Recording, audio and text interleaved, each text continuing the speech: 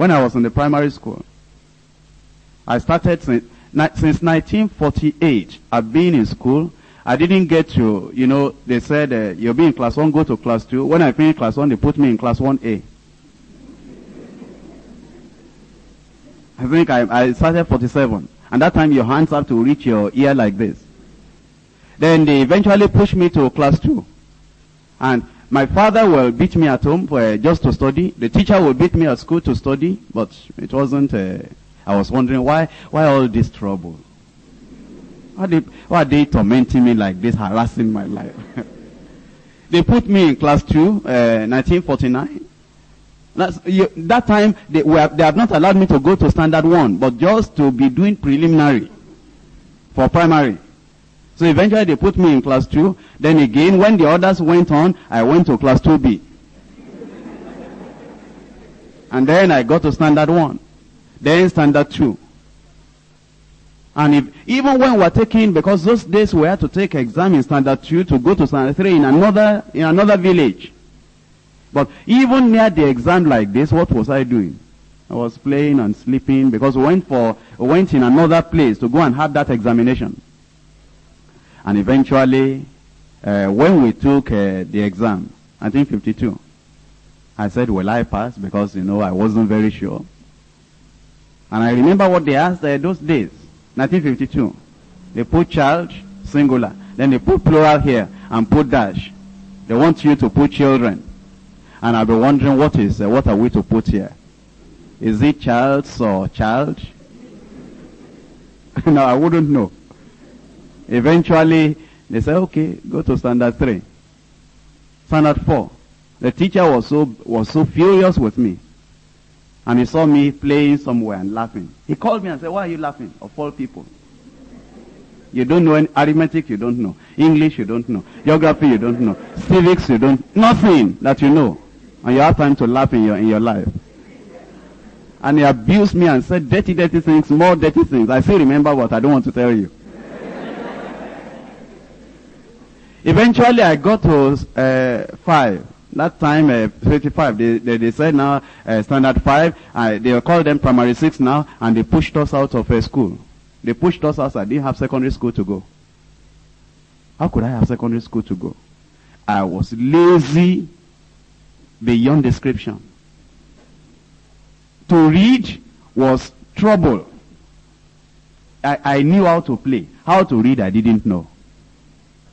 Then eventually, they sent me to modern school. And all they did in the modern school, the only thing that interested me was the use of watercolor. Just painting. The arithmetic, the English, all the other things. I said, why are they troubling us with all these things? But the watercolor and everything, I like that one. Eventually my father said, my firstborn in a modern school, you should go to secondary school. Pulled me out of that place again, and then put me in another place. Studying for secondary school. I studied and studied and studied. At that time now, I went to a particular school that was just starting. Where, to get to King's College, in fact, I didn't even take the form. I knew that you'll be wasting the money for the form.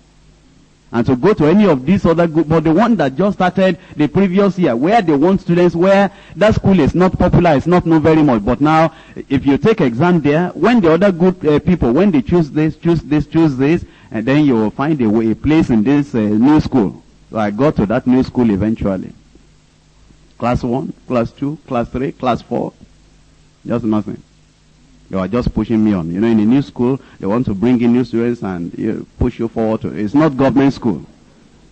But they were all the time writing in the report. If this boy will read, maybe he can do well. Let him work harder.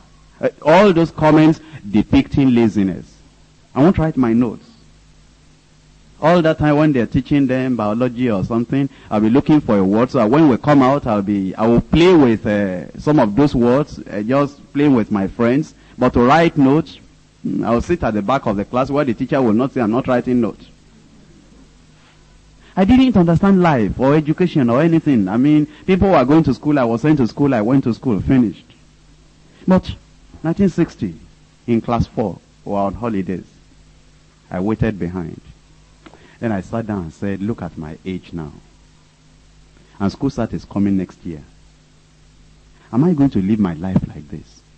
So I just changed. During that time, I took the notes of all the others in biology, in chemistry, in physics, and all the other notes they have been writing. I sat down, I wrote everything. I said, now I am going to make this thing. Even ordinary geometry, till class 3, I was still getting 5% in geometry. And algebra, I was lucky, I was getting on well. Another class, I got 24 in geometry. Chemistry, almost nothing, sometimes. Sometimes I get 0% in history, complete 0. Because for that 1 hour, I will look at the examination paper like this. I will not recognize anything in that question paper. Even till we were in class 4, 1960, I remember the name of the teacher. Sometimes he will not even point at me to ask any question when he's asking questions from all the other people. Because he knew that it was a waste of his time. But that class 4, I sat down, I said, this thing that is causing failure, I'm going to rectify it. Nobody talked to me. In fact, they didn't know that I will ever make anything.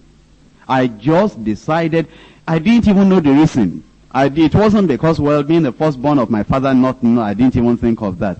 Being this or being, I didn't think, it's just that, since primary school. Why am I like this? And yet if we are playing and you did anything, I can remember anything we did on the field, anything we did when we are running around. It's the geography I can't remember. And it's the same brain that remembers all these other things that is not remembering this. No, I will change. And that year, 1960, getting to class 5, I passed. Not that like they were pushing me forward before.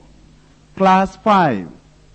From the first day we opened like this, I wrote all my subjects now. I wrote A1 in front of them. And I put it, every time I'm going to study, I put it down there. And I would get to the class, I would study, I'll ask questions from the teachers, I would do everything I ought to do. All the other students will go, Kumuyi. Well, which one is this?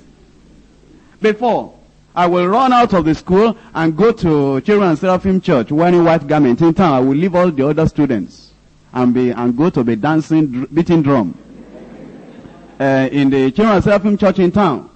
But that 1961, I cut off all those things.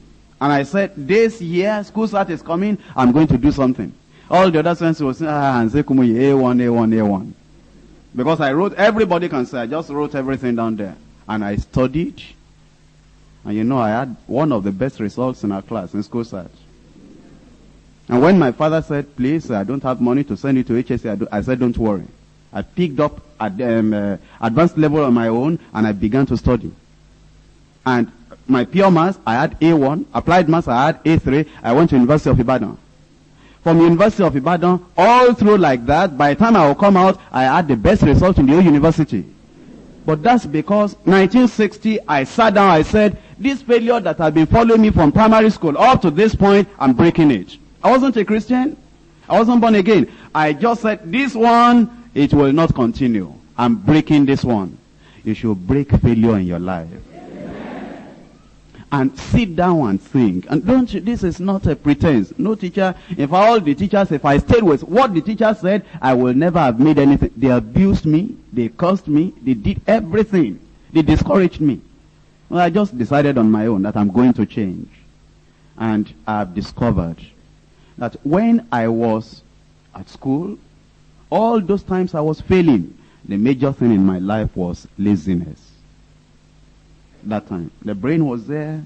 The understanding was there. No motivation, because a lazy man doesn't have motivation for anything. No forward looking. A lazy man doesn't look forward. A lazy man is just saying, well, he might wish, he might desire, but no strong drive to actually get anything done. He's too lazy to plan his life. And since I knew that was the basic thing, the major thing in my life, when I became a Christian, I distinguished myself. And when I became a Christian worker, I had known that if I will just be up at it, working my fingers to the bone, And anything I want to do in the Christian service, I know that if I will not allow this laziness of that time to come back, that I'll make it. You know, people wonder now, why, how can you preach 2 times on Monday, 3 times on Thursday, and 4 times on Sunday almost every time? Well, if I was like I was before, to even preach once is trouble. But now, preaching 4 services, because I had broken that thing in my life since 1960, before I was even converted. And I've discovered that if I don't keep at this thing and be deliberately hard working on whatever I do, that success will never come. Now, prayer life, laziness alone can spoil the prayer life. Quiet time, laziness alone, I will do it later. I'll do it, can spoil quiet time. Even pray to know the will of God. On this marriage, I will pray. Isn't it not our God is there, I am here, and God is a simple God. And once I ask him, God will answer. The laziness alone, pushing it forward, I will do it. It can spoil the whole of your life. But thank God I broke that thing. And this morning, I'm calling on you to please understand that every one of us can succeed. But you must now check up your own life personally. Not relating it with brother so-and-so, sister so-and-so, on a personal basis. And say, if this thing has been causing my lack of success, not having what I dreamt to have, desired to have, what is it that is causing it? I'm going to remove it. And I believe it will be removed in your life. And this message alone, you will say, well, I thank God. In those days, my teachers didn't change. 1960. The same man that was teaching the history, he was still the same man. The same man teaching the geography, teaching the mathematics, all of those people were the same. The classroom did not change. Our library books, the library was still the same. All the conditions were the same. I was the only person that changed. Because I changed, even though conditions around me remained the same, because I changed, everything in my life changed. Until today, that change is still following after me. Things around you may not change in life. Circumstances, environment, your brain, everything may remain as they have been. But if you will have a change, success is in front of you.